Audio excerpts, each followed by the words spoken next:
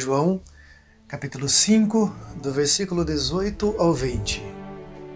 Sabemos que todo aquele que é nascido de Deus não está no pecado.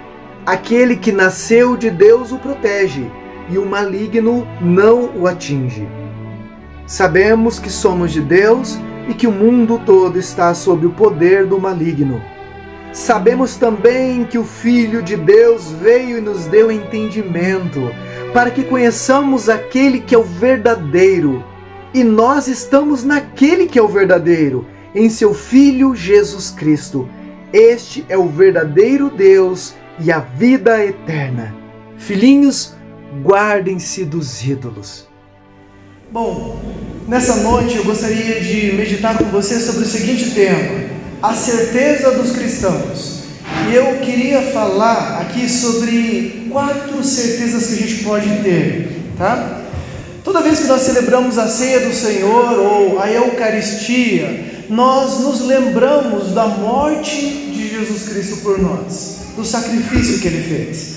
Mas nessa semana, tá, que nós conhecemos como Semana Santa, é um tempo especial para a gente trazer à memória o sacrifício de Jesus e também a vitória dele sobre a morte.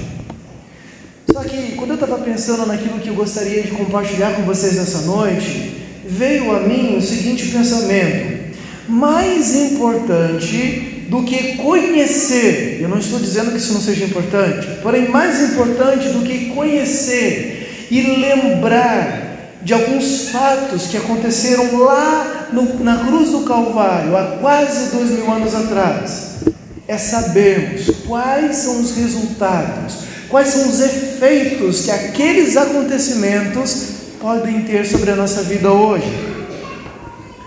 E se há uma coisa que o cristianismo difere das demais religiões do mundo, e existem algumas delas, é as certezas que nós encontramos quando a gente abre a Bíblia, a gente abre a palavra de Deus para poder estudar. Todas as religiões do mundo baseiam as suas esperanças eternas na maneira como o homem vive nessa terra. Como você se comporta aqui vai trazer um resultado, tá? Eterno, que pode ser positivo ou negativo.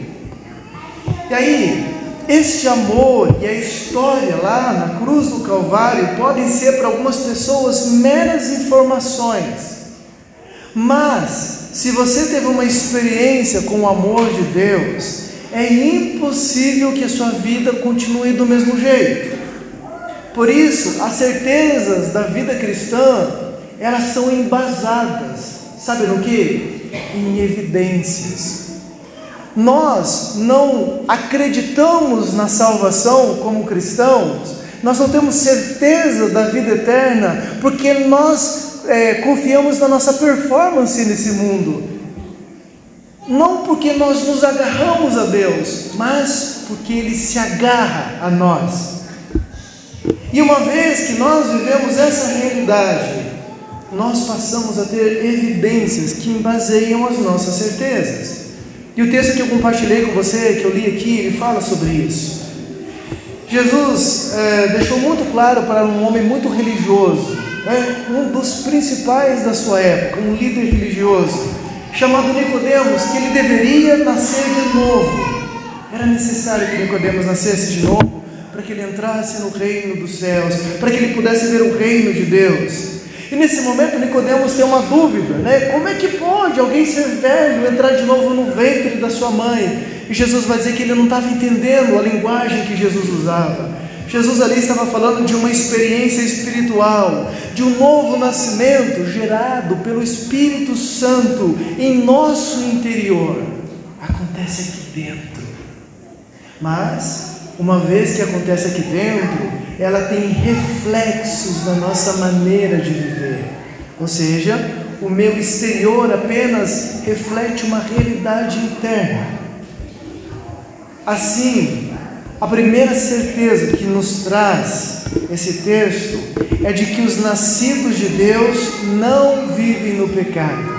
A primeira certeza é que os que nasceram, aqueles que experimentaram isso, eles não vivem, eles não estão no pecado. Observe o versículo 15 ali. João apresenta essa realidade. Sabemos que todo aquele que é nascido de Deus não está no pecado. E aí você pode pensar, ora, se a prova de que Deus fez uma obra na minha vida, do novo nascimento, ou na vida de qualquer pessoa, é que ela não peca mais, então a dedução que a gente pode ter é que ninguém experimentou essa realidade do novo nascimento, porque eu conheço um monte de pecador, inclusive aquele que eu vejo todo dia na frente do espelho. Mas não é exatamente isso que João está dizendo. João, na sua carta, ele vai admitir que nós podemos pecar. Pode acontecer de nós tropeçarmos nesta vida e cairmos na lama, mas é impossível nós continuarmos na lama. É impossível. Por quê? Porque temos uma nova natureza. Só porcos vivem na lama. A expressão não está no pecado, que aparece nesse texto, significa que a pessoa que recebeu a nova vida de Deus não vive mais na prática do pecado. Isso significa que o pecado pode acontecer, mas ele não é mais o nosso estilo de vida. Nós não construímos os nossos desejos, prazeres, aquilo que a gente busca nesse mundo, com base naquilo que é pecado. O pecado pode ser até a pedra na qual a gente tropeça, mas nós não carregamos essa pedra na nossa mochila para onde a gente vai. A gente não convive com ela, a gente não abraça ela, a gente não dorme com ela. A gente a repudia quando tropeçamos nela. O verdadeiro cristão odeia a pedra na qual tropeça. Ele sente nojo da lama que maculou a sua santidade, que é exatamente aquilo que nos faz parecidos com Deus. Principalmente porque a Bíblia diz que é o pecado que faz separação entre o homem e Deus, pelo menos até o dia em que nós o confessamos a Jesus, que nós admitimos a nossa culpa e abandonamos o nosso pecado, somos lavados pelo sangue que Jesus verteu lá na cruz e somos limpos. Assim nós sabemos que temos uma nova vida. Nós não vivemos no pecado, embora eventualmente caiamos em pecado. Outra coisa que nós sabemos é que ao começarmos uma nova vida com Deus, nós somos protegidos por Ele, do diabo, do maligno. Está lá na segunda parte do versículo 18. Aquele que nasceu de Deus o protege e o maligno não atinge. João está fazendo aqui um jogo de palavras, tá? Ele está dizendo que aquele que nasceu de Deus, humanamente falando, ou seja, Jesus, que foi gerado por Ele, protege aqueles que são nascidos espiritualmente de Deus. Jesus, que veio a esse mundo fisicamente, protege aqueles que nascem espiritualmente de Deus. E aqui é um fato interessante. Jesus nasceu fisicamente na família da humanidade, para que nós pudéssemos nascer espiritualmente na família de Deus. Agora Jesus se ocupa em proteger aqueles que nasceram de novo do maligno, que é uma palavra, uma expressão usada aqui para Satanás. Em nossa tradução, aí você sabe, né, que o que nós temos é uma tradução do original grego, porque João escreveu a Bíblia, né, a carta dele em grego. E aí quando a gente traduz, a gente tenta achar qual é a palavra que expressa melhor aquilo que ele disse em grego. E às vezes uma palavra ela não é tão perfeita para descrever a intenção do autor. E aqui a palavra que aparece como o maligno não o atinge, poderia ser traduzido como o maligno não pega, ou ele não pode agarrar. Com isso, João não está dizendo que o maligno não consegue fazer algum mal. Ele não está dizendo que o maligno não pode infligir algum sofrimento a nós, por sermos cristãos, nascidos de novo, filhos de Deus. Há cristãos hoje em todo o mundo que são perseguidos. Eles são decapitados, como aconteceu há pouco tempo atrás num país. Eles são queimados, eles são, enfim, todo tipo de coisa, por causa do maligno. Nós sofremos algumas retaliações de Satanás. O sentido das palavras de João é que Satanás não tem mais o poder de nos agarrar e nos arrastar de volta para a perdição, uma vez que nos tornamos filhos de Deus e fomos salvos. Ele não consegue mais nos agarrar e nos atrair de volta. Nós não menosprezamos a capacidade do diabo fazer o mal, mas é uma maravilhosa certeza saber que ele jamais poderá nos agarrar com os seus dedos sujos e asquerosos. Ele não pode mais arrastar uma vida que foi redimida e agora é protegida pelo próprio Senhor Jesus. Você entende isso? É uma certeza maravilhosa. Olha, o próprio Jesus usou nas suas palavras as seguintes expressões, lá em João capítulo 10: as minhas ovelhas ouvem a minha voz e elas me seguem. Eu dou a vida eterna a elas e elas jamais perecerão. Escuta isso aqui, o próprio Jesus está dizendo que as suas ovelhas jamais perecerão. Ninguém as pode arrancar das minhas mãos. Meu Pai que as deu para mim é maior do que todos. Ninguém as poderá arrancar de meu Pai. Paulo também vai confirmar isso. E lá em Colossenses ele diz o seguinte: pois Ele nos resgatou do domínio, do controle das trevas e nos transportou para o reino de seu Filho amado. Também em Romanos 8:38, Paulo vai dizer o seguinte: pois estou convencido de que nem a morte, nem a vida, nem anjos, nem demônios, nem o presente, nem o futuro, nem quaisquer poderes podem nos separar do amor de Deus que está em Cristo Jesus. Baseado nessas palavras, eu creio que nós podemos ter certeza que nem o diabo pode mais nos arrancar dos braços do Senhor. Com essa grande certeza no coração, nós vamos para a próxima certeza. Nós sabemos que somos de Deus, e é importante entender o que isso significa. Versículo 19: sabemos que somos de Deus e que o mundo todo está sob o poder do maligno. Este versículo aponta para a gente duas realidades. A primeira realidade, a realidade daqueles que pertencem a Deus.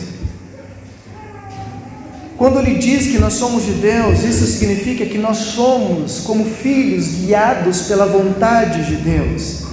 Que as pessoas que vivem essa realidade não pensam, não desejam, não planejam a sua vida de acordo com os valores deste mundo, de acordo com os princípios deste mundo, mas de acordo com os valores e os princípios do reino de Deus. Dizer que nós somos de Deus é dizer que Ele é o dono da nossa vida, Ele é o Senhor dessas pessoas.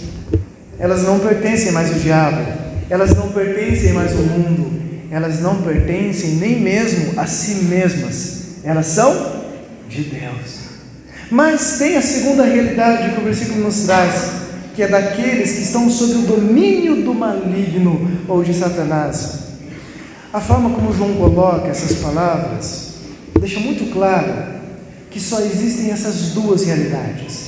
Uns pertencem a Deus e o mundo todo pertence ao maligno, ou seja, o restante pertence ao maligno.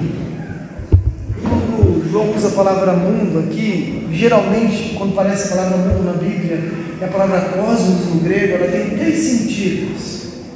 O primeiro sentido, ele está falando do universo. A palavra mundo, muitas vezes na Bíblia está se referindo ao universo, às coisas criadas. Deixa eu te dizer, o diabo não controla as estrelas, as galáxias, os planetas. Ele não tem controle sobre o planeta, sobre isso ele não tem. Isso está sob o controle de Deus.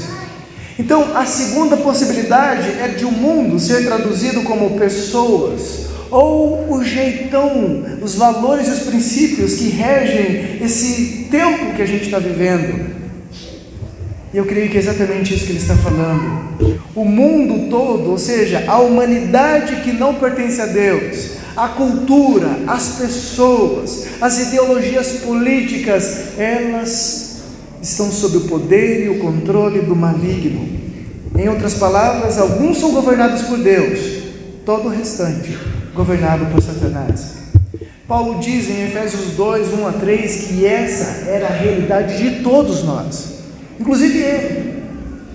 Era governado pelos princípios de Satanás. Olha só, eu vou ler para você Efésios 2.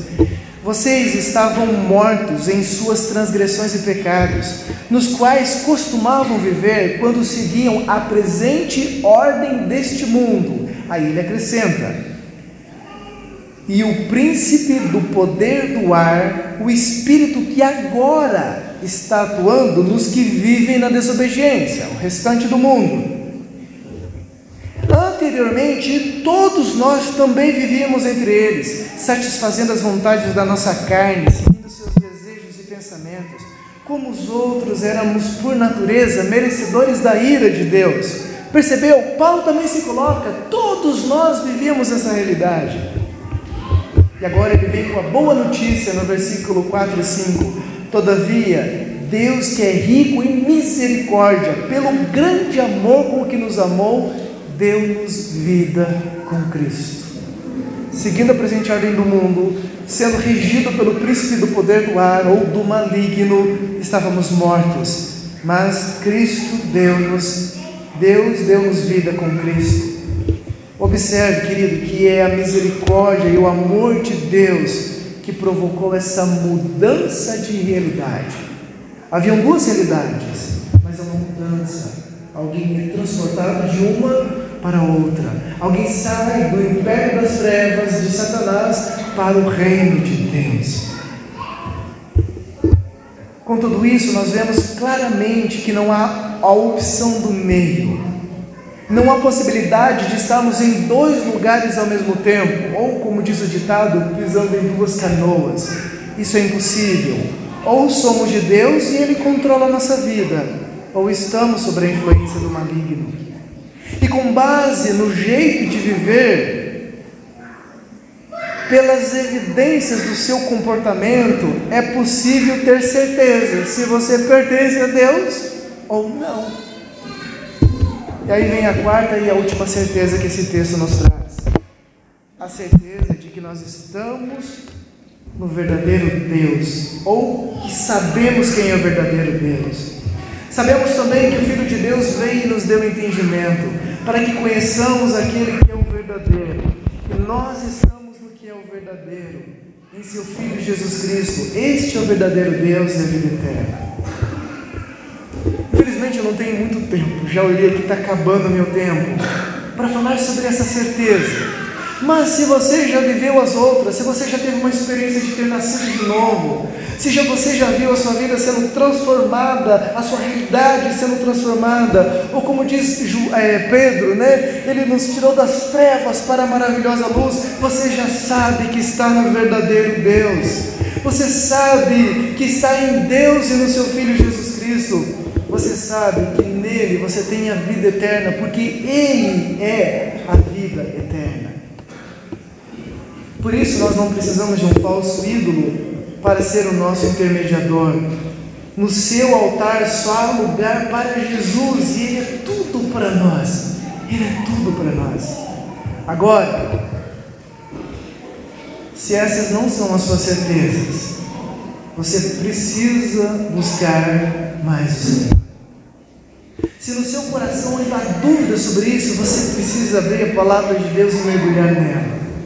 Queridos, a palavra de Deus, eu citei apenas alguns textos porque eu tenho pouco tempo com você, mas a palavra de Deus pode encher cada dia da sua vida das convicções que vêm direto da graça do Senhor, para que você não viva nesse mundo achando que você está diante de uma balança, onde você tenta fazer o máximo de coisas boas para compensar as coisas ruins, e viver naquela expectativa ou incerteza se no final das contas você vai pesar mais os seus atos bons ou os seus atos ruins.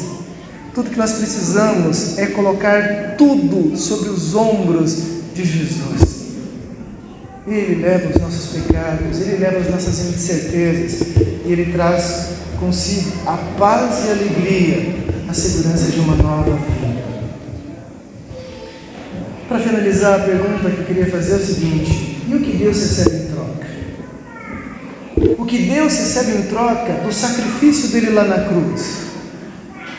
O que ele recebe em troca de ter deixado a sua glória eterna, sendo adorado pelos anjos, intocável na eternidade, esvaziar-se da sua glória, caber no ventre de uma virgem, viver uma vida como nós vivemos e morrer lá na cruz no nosso lugar e depois ressuscitar, subir ao céu, interceder por nós. O que ele recebe em troca? O que você pode fazer para pagar por isso? Nós não podemos fazer nada. Nós não podemos pagar por isso. Nós podemos apenas reconhecer o seu amor por nós e amar novamente. Você entende? Tudo que Deus espera de você é reconhecimento e o seu amor. Não tem como amar o único Deus que pregou o seu único Filho na cruz para nos dar a certeza de podermos viver em segurança e para sempre nas suas presenças.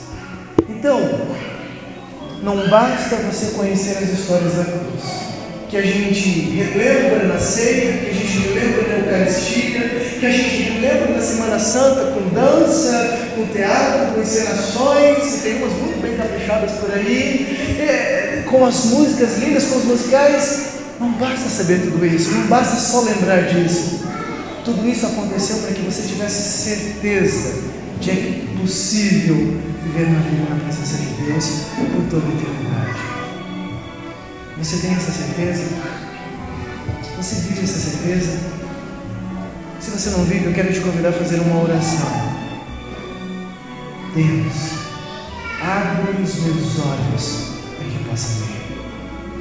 Abre o meu coração para que eu possa experimentar. E guia-me nas tuas mãos a minha vida até o céu. Baixa a sua cabeça, vamos orar.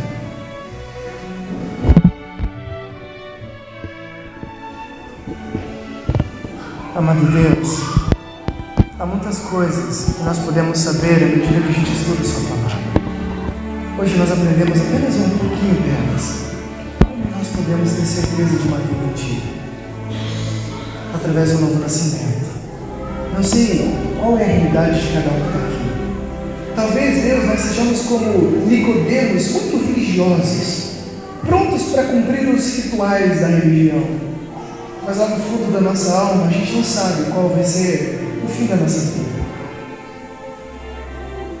Talvez a gente tenha até uma certeza equivocada. Nós precisamos, Deus, que os nossos olhos se abrem, para que possamos avaliar realmente as nossas atitudes. Deus, nós não podemos fazer nada para sermos salvos, a não ser confiar em Ti. Mas precisamos saber se realmente confiamos em Ti.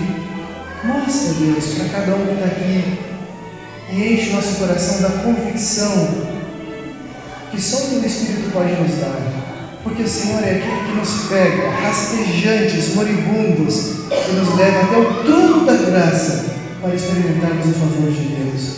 Abençoa cada homem, cada mulher, cada adolescente, cada criança que cantou e celebrou nessa noite aquilo que Jesus fez por nós.